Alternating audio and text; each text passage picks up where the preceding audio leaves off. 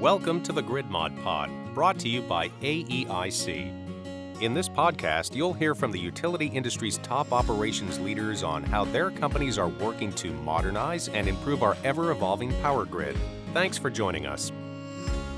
Hello, listeners. I'm excited to be here for another episode of the Grid Mod Pod, where we come together as industry leaders talking about all the transformational change that's happening in our space and really giving the opportunity and the voices to the utility leaders to share their perspectives, their thoughts, and the work that's being done to ensure that we are prepared to serve energy for all.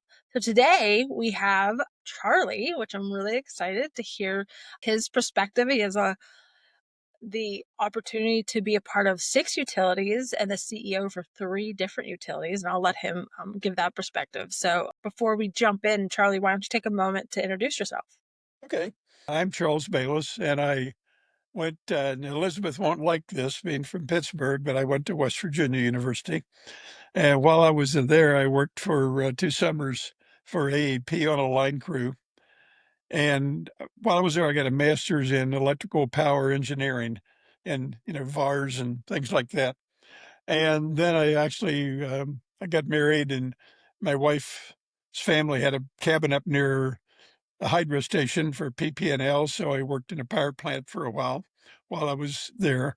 And right out of school then, I also got a law degree and an MBA, and then my wife decided maybe I should go to work and stop going to school. I went to work at CMS, Consumers Power then, but CMS now. And I was in the legal department for 3 years. I was the director of nuclear fuel supply for 3. And then I moved over to finance and was the director of special financial projects. And I went from there to PS New Hampshire. I blundered into the bankruptcy business. PS New Hampshire was building Seabrook and had $600 million of rate base and about $1.4 billion of construction work in progress, and did go bankrupt, in fact. So I took them through Chapter 11, and at that point sort of got anointed as the industry workout person since I was the only one in the field. And I went from there and was the CEO of Tucson Electric, and they was also a Chapter 11. And then Illinois Power got into problems with the Clinton nuclear station being shut down, and I went there and was the CEO of IP and merged that in the end with Dynegy, which is now Vistra. Which, so we met talking and getting all nerdy about advanced conductors. And so in that conversation, I just, heard a lot of nuggets of wisdom and perspective. And so that, therefore, I just thought it'd be awesome for you to jump on. Because one part that we really don't talk a whole lot about, even though it's the elephant in the room, is, this transformational change, our spirit, our innovative spirits that must exist, those champions of change, ultimately will have to come to terms or understand in great detail the financial structures and the kind of the overall drivers of, how the utility works and what they're up to really implement and move a lot of the newer, create the inertia for progress. That was me throwing a pun in there. So anyway, like thinking through, your experience, I just thought it'd be great, just navigating this legacy industry and given all of that experience, like what do you think was the biggest challenge that not just you faced, but all of those entities and the folks that you worked with and worked for while, moving that change forward in all various aspects, but, in particular. We used the magic word, and that was inertia. We needed momentum, but we had zero inertia. We had inertia to holding us back. And I think, Elizabeth, a lot of things worked into that. One was the regulatory environment. If you are Microsoft, or in the early days of Bill Gates, you knew you could make $1 zillion. And so in the real innovative industries, they had the option of making $1 billion or losing it all. And they chose to go for it. In our industry, being heavily regulated, we feared losing, because if we lost it all. But if we gained, we got 12%, if we were lucky, because that was the return on equity. You couldn't keep the home runs. And that created a very lopsided, one-way incentive for industry. In our industry, all the managers were measured by statistics and things on how well they'd done, and it was really earnings per share, et cetera, et cetera. And so people didn't have the incentive to do moonshots. They did not have the incentive to just go for it. They were safe and secure. And so that did create a lot of sort of negative inertia that we didn't want to go out and change. So I think regulation was a big one. The risk aversion, the leaders were all incented not to take the moonshot, but to, I mean, literally the incentives that were written didn't say, oh, go really invent something new, go for it. Many of the things that happened to our industry were fundamental, like the invention of the jet engine that became the gas turbine, came from outside our industry. And then we sort of slowly adopted them. So I think that risk aversion, compliance reviews, silos were another huge thing. I mean, in our industry, we had silos that never talked to one another. And one of the first things I always did when I went into a company was bust up the silos. I mean, when I went to Tucson Electric, I had a chief accounting officer. I made him the chief operating officer. He was very good. His name was Kevin Joyce. He later became CEO of TNP. And I used to move people around, put them in jobs they knew absolutely nothing about. And if you pick bright people, if you want to get the job done that's there, put somebody in that knows what they're doing. If you want to get innovation, put somebody in there that didn't have a clue what they're doing. That's such a beautiful nugget because that's happening everywhere. And I think, with all of the moving parts and all the various, every human has their set of beliefs with their set of perspectives. And like, if they don't understand this full picture and they don't, understand kind of the thought process that you just shared right there, if not done correctly, causes almost immediate friction, which the friction is a part of the process, Yep. truthfully. And so we don't think that Oh, way. yeah. We think friction means bad, where the friction's actually going to move us. So, Well, I'll give you a couple examples. Jim Pignatelli was the CEO of TEP after I left. And between Jim and I, we moved a lot of people into jobs. Jim had the same feelings that I did. Dave Hutchins, we moved Dave all over the place. Today, Dave's the CEO of Fortis. Jeff Martin. Jeff Martin was a young attorney at TEP. He's the CEO of Sempra now because we moved him into like 4 or 5 different jobs. Nancy DeShane was a financial analyst. She ended up as a senior VP at Duke because we moved her. And so we moved accounting people into operations and operations people into finance. Doris Galvin was the secretary at CMS, and I thought was one of the brightest persons I'd ever met. And I put her in a number of jobs, and she ended up as the senior VP of global development, building power plants around the world for CMS, and then later went to Worley Parsons. So the talent's there, but if you want innovation, you need people with fresh ideas. And they normally aren't people that have been in the industry doing the same job for 30 years and had varying failure. which,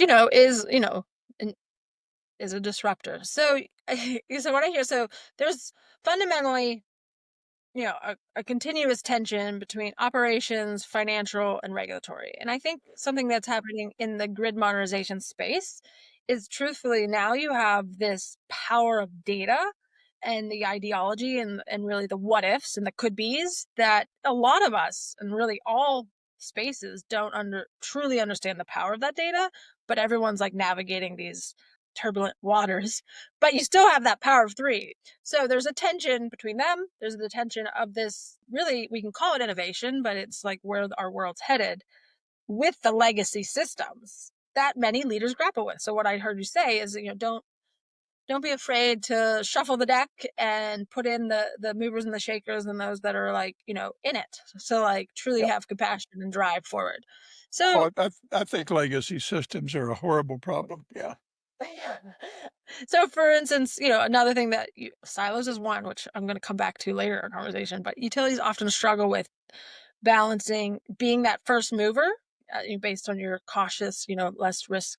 And I know you have a great story versus that fast follower. So, when you've put these various movers into their positions, what were their key considerations or the ability to kind of be that first Right. we were in these adopting these new technologies or changing processes that didn't exist Yeah. Oh, or the first did mover, exist. first follower, even within jobs like in the utility, there are jobs you would not want to put people in that didn't know what they were doing, like control room operator or in other industries, airline pilots. Okay, there are jobs that don't lend themselves to this. But in industries where you want change, the first follower, if you think there's going to be radical change, first followers have an advantage because they can get patents, they can stake out territory, people will associate them. You look at what Jim Robo did with NextEra. He, against a lot of people's advice, just said, we're going to go heavily straight ahead, full speed ahead, the torpedoes type thing into renewables. Well, look where they are today. And Right. so the first follower, the first mover, on the other hand, in a slow moving industry, if you can't get a real advantage through patents or things, sometimes the second mover, the follower has, you wait and let the other people make a mistake and then quickly learn from what they've done.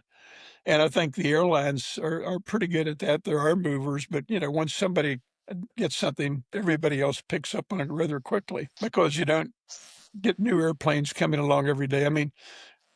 That industry fundamentally changed when jet engines changed. But anyway, it all depends on the industry. Right. So in our industry, being in the roles that you sat in, you know, were you finding yourself in well, actually, you're probably in a different space. You're getting everyone out of bankruptcy. Right. And was that due to them being fast, or is Yes. that a whole mess? Yeah, that was due to them Bankruptcies being are fast. much easier. When you go there, everybody knows there's a need to change. Okay. And you don't get the pushback, the board and everybody else. When I went to Illinois Power, the NRC had shut down the Clinton nuclear plant with the instructions to the region that you can't start it up till you come back to us. It was that bad. This was now that the statute of limitations on Sheridan lawsuits is gone and that company's been merged away, this was the worst run nuclear plant in history as far as I was concerned. I'd had some experience in being the nuclear fuel supply and part of my degrees. But anyway, it was horrible. And so Oh, in this that case, everybody knew we needed to change.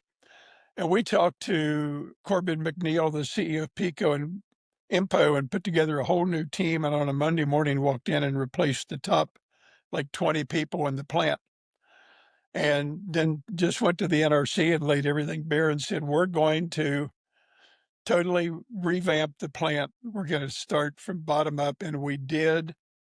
And in 18 months, we not only did that, we sold the plant.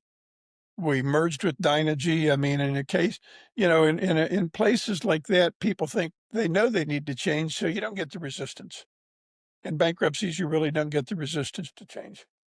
in one of our previous chats, you kind of share that, from utility has a substantial employee base. And when you were going through those, it really truly didn't impact the individual contributors and the experts that were actually operating the physical assets and the infrastructure. But it does create, an awareness that the shuffle is happening really at the higher leadership level.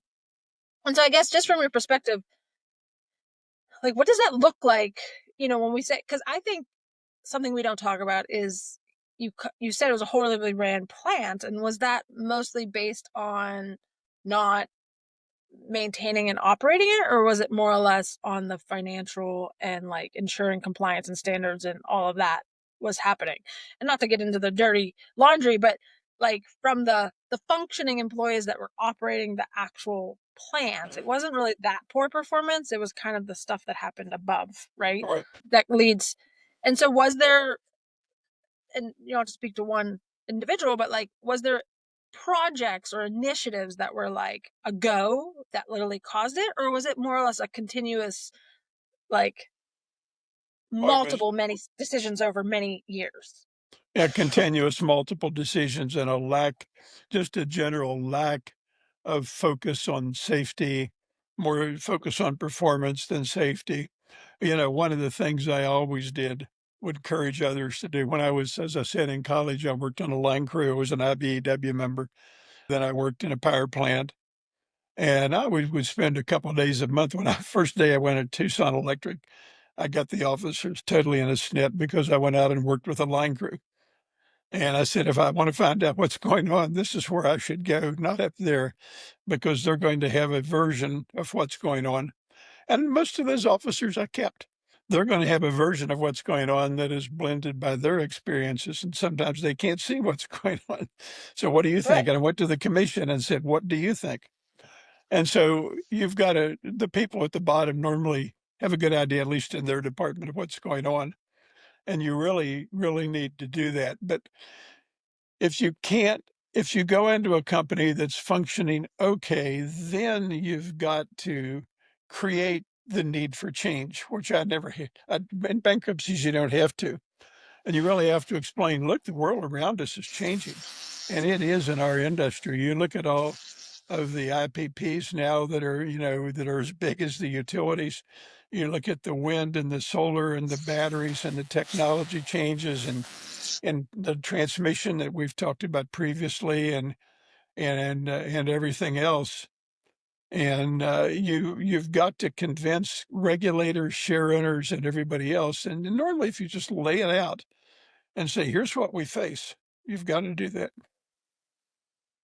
And I guess a big theme, if you are an avid listener of the Grid Mod Pod, grid modernization, we're all hyped up and talking about the innovative technology, the new data analytics, how's AI going to change the business model? And Right. fundamentally, if we boil it down, it comes to the people that need to be engaged, believers, aligned with each other.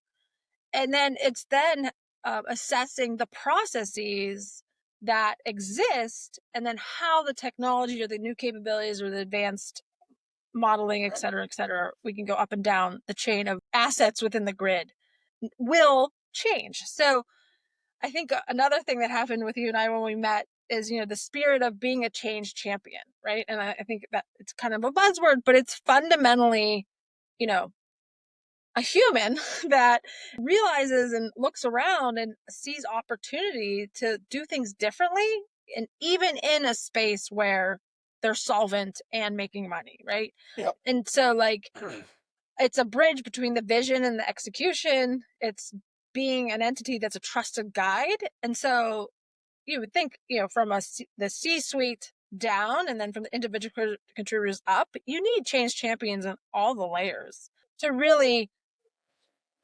motivates, get the yeses, right?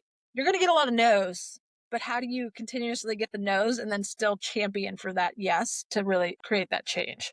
So I guess I was going to lead into my question, and maybe I'm leading the witness. I agree with you. I mean, I always, when I talked about moving people like Jeff and David and people around, I would always tell people, once you've been in a job for 2 years, you've learned pretty much 80, 90% of what you're ever going to learn there.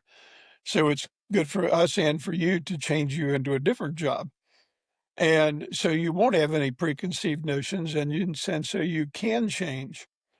And clearly, our industry is conservative and you and I could have a 5-hour talk on this, and I'm not dumping on people, but half the people wouldn't understand. We're the most complex industry in the world.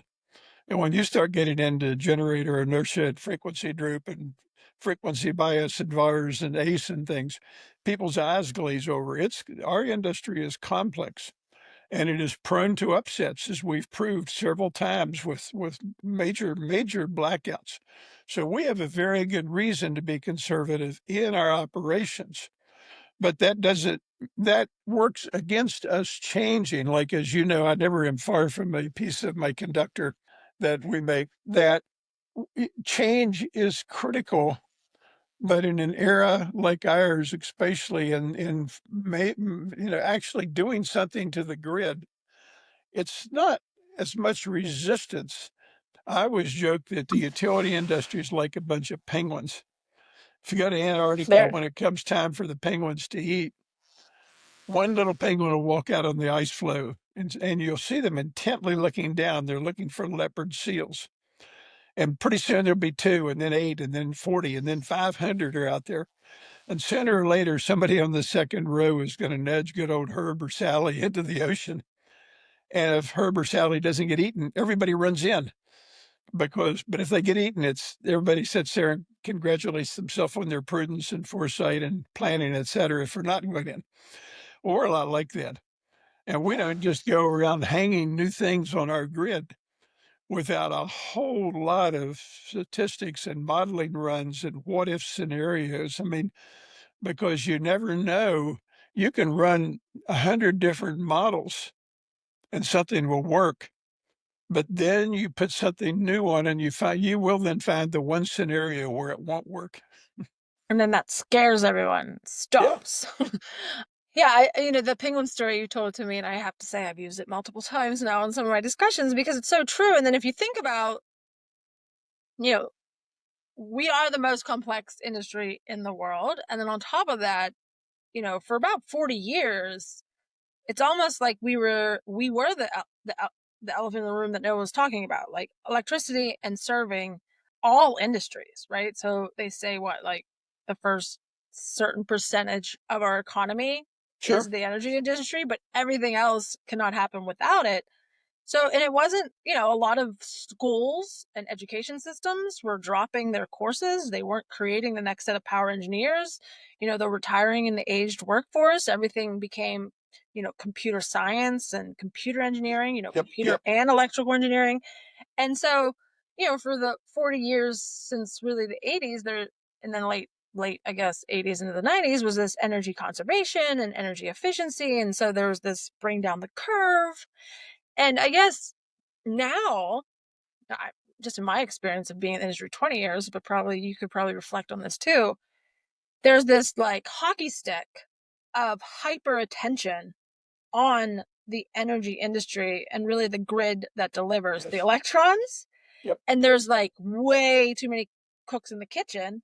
So even if you have the best solution and the most obvious opportunity to transform the grid, who's the person to say that it actually is, who's the decision maker, right? So I think a lot of the investors, the private equity, and all of those folk that are designing and developing and creating the next gadget that can transform comes up against the utility and finds it almost impossible to sell to them because of that first mover phenomena. And I think my question to you, knowing that we're really is, that's an obstacle in itself. But like, how can, or what can we type of information for our listeners effectively communicate to those that want to help, aka sell to the utilities, their amazing innovation or their opportunity to change, what needs to happen? How do you see that effective communication happening to those shareholders as well as the regulators and customers that ultimately have to agree for the utility to make that investment, right? Like, I think a lot of people think it's the utility saying no, but they're stacked against many stakeholders that make it almost impossible in some places to say yes. So like, how can that be done? Or what have you seen possible? I think we've got to convince people, for years, you're right, you're exactly right. We were not stagnant, but stable. We didn't need a lot of new generation because energy efficiency, new light bulbs, better motors, everything was working towards decreasing power usage. And so we didn't have to have a lot of grid modifications. We didn't have to have a lot of new power plants. And the new power plants that were there were gas turbines, which came in, I'm joking, a box. They didn't really come in a box, but they were smaller. They were factory made instead of the old one-off designs that we used to have that took 12 years to several $1 billion to build. And so we sort of got into this. More modular. Yeah. Yep. Not like that, but they're getting there. And so, even today when you get a frame machine, when you get one of the smaller machines, they almost do come in a box where the big frame machines come in pieces, but they're bolt together. But the point is, suddenly we've reached an era where energy efficiency is still going to make a dent, but only a dent, because the new uses for electricity from EVs and the grid centers is really going to put strain on our system. And so one of the things we have to do is convince the regulators, and that's federal and state. That means, I mean, the people at NERC know it, the people, and so forth and so forth. But we've got to convince FERC, state commissions. But our regulatory system, there's 50 states, and each one has a different commission. It's like, imagine United Airlines trying to fly from New York to LA if each state had a different air traffic control system. And the different words meant different things in Kansas and Arkansas. So you really had to, that's where we are. And so since we operate in an interstate, but the regulators are sort of intrastate, it makes it more interesting. But, there's got to be a lot of interstate cooperation, but we're going to need new lines or reconductoring old lines. We're going to need a lot of new power plants. And I look at the current efforts. I think we're going to need wind, solar, and batteries. I think they pencil in. I also think we're going to need gas turbines. They want to revive coal coming from West Virginia. That would be great, but I don't, it's not because of carbon. I happen to be a carbon nut, as anybody knows. But the point is, you stack a coal plant up against a 501 or something, and it just doesn't pencil in. I mean, it costs so much more to build, to operate. The fuel costs more. The heat rate's lower. I mean, you just go down the list of all the different things, and coal just doesn't pencil in compared to gas turbines, especially the new ones, running down at 7,000 heat rates and things. But we're going to need a lot more cooperation, and transmission clearly right now is, I think, the largest bottleneck but we can solve that. But, trying to build, anybody in this industry can go down the list of lines. And even if they finally got permission to build them, took 17 years to permit. I mean, Northern Pass, the Clean Line, Tres Amigas, you just go down through that list. And they either got built or they didn't. But, AEP built a line in southern West Virginia that took them like 17 years to permit and 18 months to build. I have an experience with a line that they wanted to start rebuilding in 1989 because it was looming on soon to be 90-year-old infrastructure. and I think they did not kick off rebuild until 2023. So it takes a long time. The lines are built when there was only one or two property owners in a lot of spaces, and then the lines become, running through 4,000 property owners. So that takes an enormous amount of work. Either we So solve you that want to, problem. Either how we do you solve that what? problem, or nothing is going to get built, and we're not going to be able to do what a lot of people want to do. You're going to need new transmission. Right. And you're going to need a lot of it for what is coming down the road. And either we solve that problem of how we can get more power, either by reconductoring with advanced conductors or building new lines. It's going to be a short trip. Right. I mean, there is this thought process. It's build. We need to build, right? We need the transmission. We need the generation. And so getting through that. So yeah, I know that one of your, as you have it in your hand, just if you wanted the opportunity to talk about, how do you see that, your conductor? Sort of being a part of the tool in our toolbox, because as you said, it's going to be a stack of technologies, but you want to speak on that, or how that could benefit, Sure, where we're I'm headed? I'm on the board of a company called TS Conductor, and we have a huge advantage against some of our competitors in that we're owned by NextEra, National Grid, SoCalEd, Quanta, et cetera, et cetera. And so we're much more trusted by the industry that we're not going to throw something out there. And the conductor is, if you look at it in the middle, it's black. And normal conductors in the middle have steel. And the problem with steel is it gets hot. When it gets hot, it expands and it sags. And when it sags, it puts tension, physical tension on the aluminum. And that aluminum will stretch because it really can't handle the weight. So you have to use an aluminum that can handle some of the sag, because it actually carries some of the tension of the line. And if you heat it too hot, the aluminum anneals and loses all of its ability to carry tension, and the line stays sagged. So you really have operating limits. Carbon sags, but carbon doesn't have an annealing limit. It'll come right back. And the carbon in this conductor carries all of the tension. Well, that means we can use a different type of aluminum, and that aluminum only has one half the electrical resistance. I don't know if you can see it or not, but when you couple that with the fact that we use hexagonal little trapezoidal type segments, you can get more aluminum in the line. And so for the same diameter conductor, you can carry about 3 times the current or power. For the same weight, which is important for reconductoring, because if you can reconductor with the same or less weight, you don't have to modify the towers. You can carry 5 times. And so, And that's the mic drop. Yep. And I guess I'll just share, and I did have the TS Conductor CEO on our podcast too, but the power of what you're speaking of, and I think that complexity of what you just said and the science behind that, the ability to communicate, right, as a change champion, that's one piece of the puzzle, right?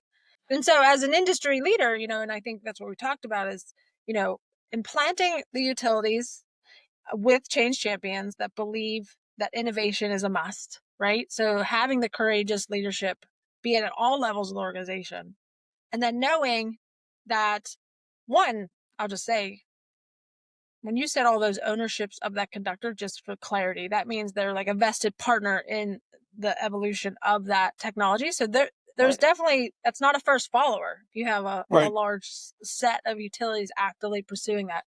But I guess my point was, in summarizing our talk, utilities are going across this unprecedented transformation, and there is technology available, and we just spoke of one.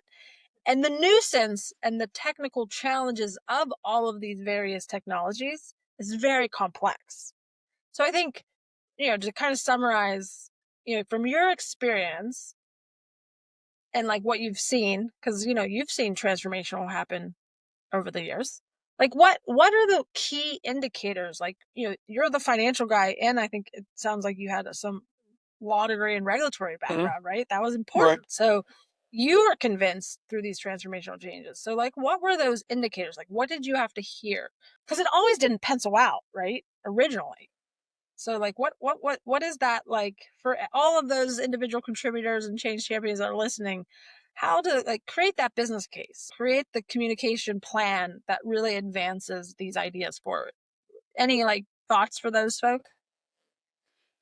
Yeah, I think first off, technologies like this, and there are other technologies that are out there that are going to change the industry. We need to first show everybody there are ways to solve this problem that benefit everybody. And the problem is in the United States, and I mean, in some respects, this is good, but one person can hold up any project if you own that land. And sometimes the environmental groups will run out and buy land where a transmission line is going just to stop it. And that's no way for a society to progress.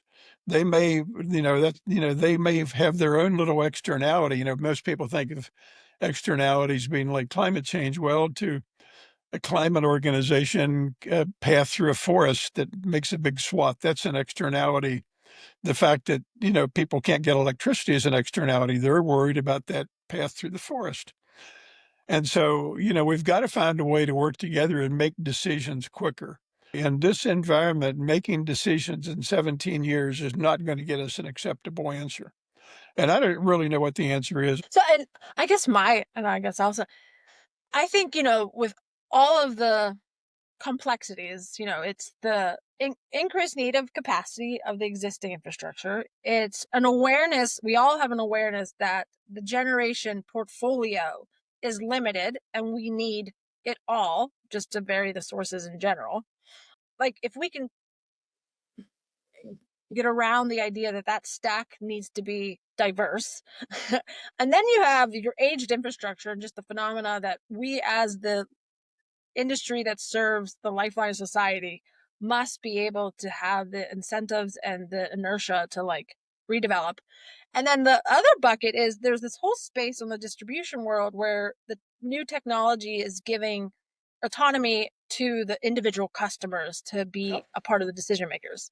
So across all four of those big glaring gaps, right, which could be siloed, if we can empower the industry leaders to adopt this data strategy, which takes all of your siloed Right. business units within a utility's data sets, bring them to a cloud of information, connect all that data, and start driving insights that we've never had before, could then empower the conversation at the table. I think a lot of us try to have conversations without all the information. So if there's a way to Yeah. expedite the trust in the information that we can gather, and there's an Yep. expectation that the utilities already have it, right? But we don't have it. So how can we be incentivized to Yep. create that data?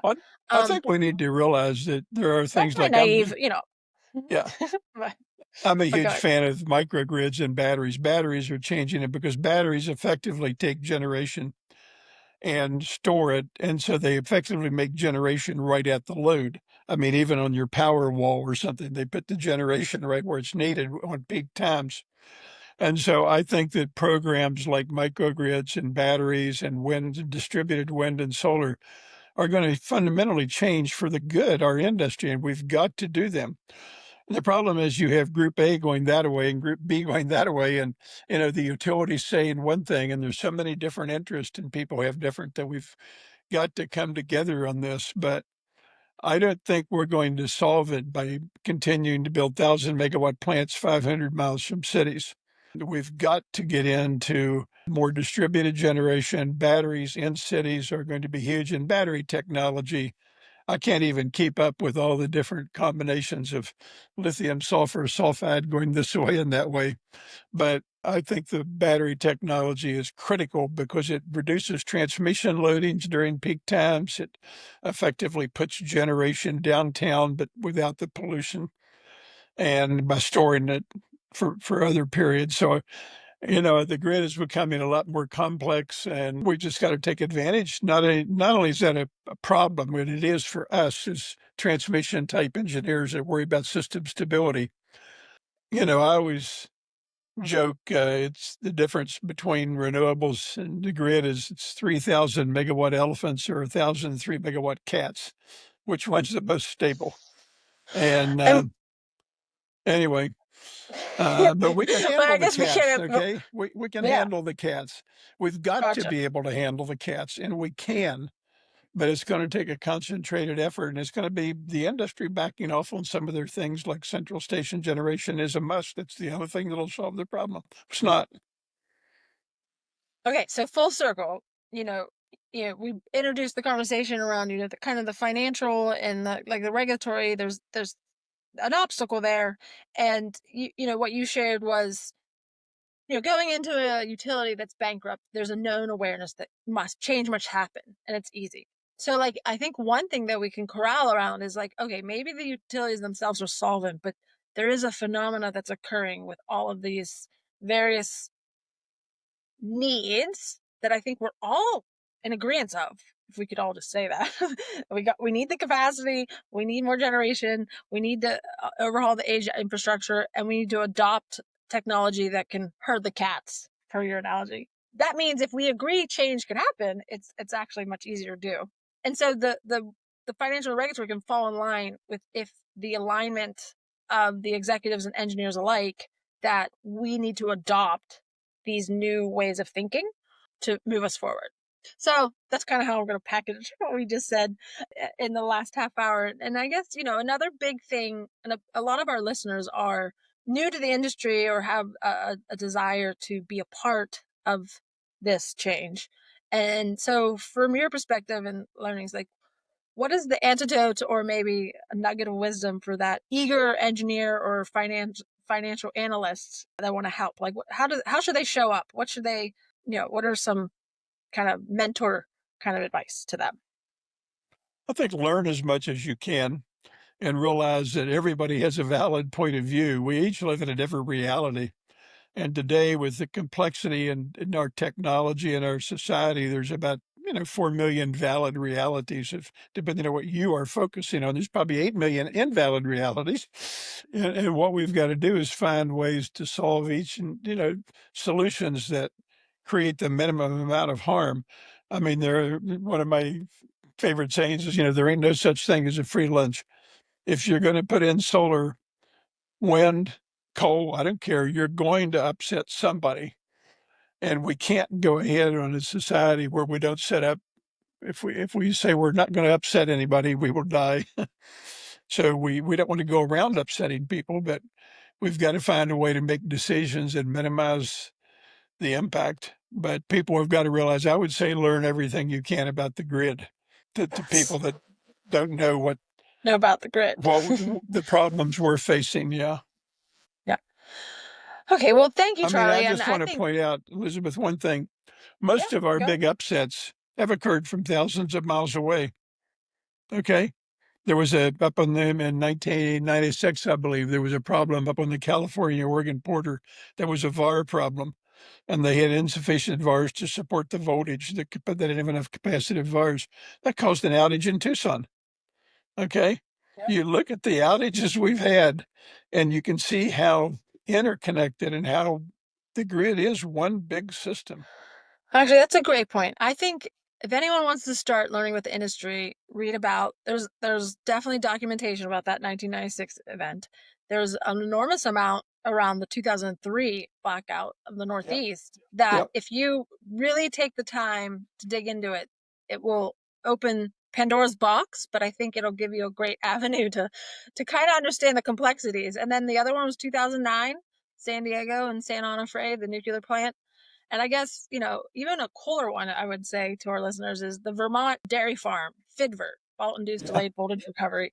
So even the technical and the regulatory lawyer folk, if you kind of get your arms around that, that would be really cool. And a small one to show you how it's all interconnected together, the Black Cat fire. When they had the fire and the two phases arc together. And if you think about sine waves going like that, when the phases touch, the sine waves have to come together. So one but one sine wave sped up, the other one slowed down, and I can't remember. But the solar inverters decided it was either in one phase it was over a frequency of the other, and we lost 1,000 megawatts of solar. We cleared the grid fault in less than a second, but we lost 1,000 megawatts. So everything is tied together. And one of my favorite quotes comes from a river runs through it. In the end, all things merge into one, and a river runs through it. Our things merge into one on the grid. And love that. We got a movie reference out of this conversation. Yeah. Well, thank you. And I think to summarize it, real transformation begins with the people, and the goals are finding the right leadership, shaking up the leadership if needed, put innovation at the helm of that, build the trust, though, with the subject matter experts, the ones that can get geeky and understand the complexities, and then create the vision, drive the mission, right? Like that alignment is key. And I guess I'll just plug it. De-silo your data sets, intertie them so we can create that new workforce that understands the whole system's performance. So thank you, Charlie, and thank you for all the time that we spent previously, and I look forward to our continued conversations. Thank you so much. That's a wrap for this week's episode of the Grid Mod Pod. Thanks for tuning in. We hope today's conversation got you thinking about new and creative ways to improve our power grid. Be sure to subscribe to our YouTube channel to be the first to hear new episodes. This podcast is brought to you by AEIC, the place where operations leaders come together to share knowledge and provide guidance to the electric utility industry. We'll be back with a new episode next week. Until then, keep powering on.